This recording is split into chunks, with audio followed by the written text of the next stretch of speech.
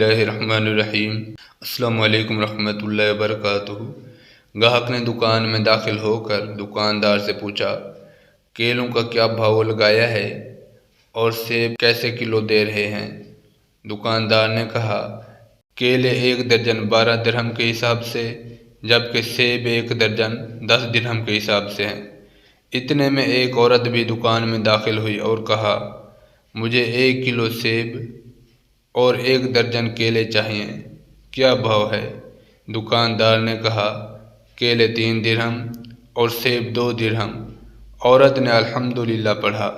دکان میں پہلے سے موجود گاہک نے کھا جانے والی غضبناک نظروں سے دکاندار کو دیکھا۔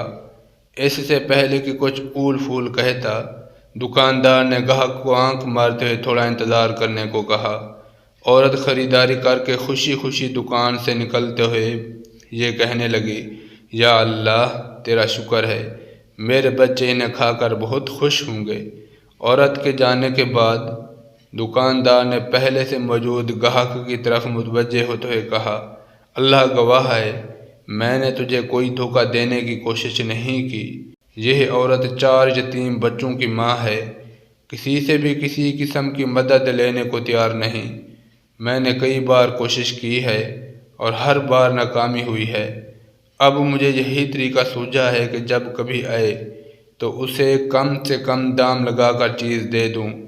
میں چاہتا ہوں کہ اس کا بھرم قائم رہے اور اسے لگے کہ وہ کسی کی محتاج نہیں ہے۔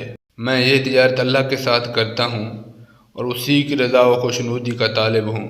دکاندار کہنے لگا، یہ عورت ہفتے میں 1 بار آتی ہے۔ اللہ گواہ ہے، جس دن یہ آ جائے اس دن میری بکری بڑھ جاتی ہے اور اللہ کے غیبی خزانے سے منافع 2 چند ہوتا ہے۔ گاہک کی آنکھوں میں آنسو آ گئے۔ اس نے آگے بڑھ کر دکاندار کے سر پر بوسہ دیتے ہوئے کہا، بخدا لوگوں کی ضرورتوں کو پورا کرنے میں جو لذت ملتی ہے اسے وہی جان سکتا ہے جس نے آزمایا ہو۔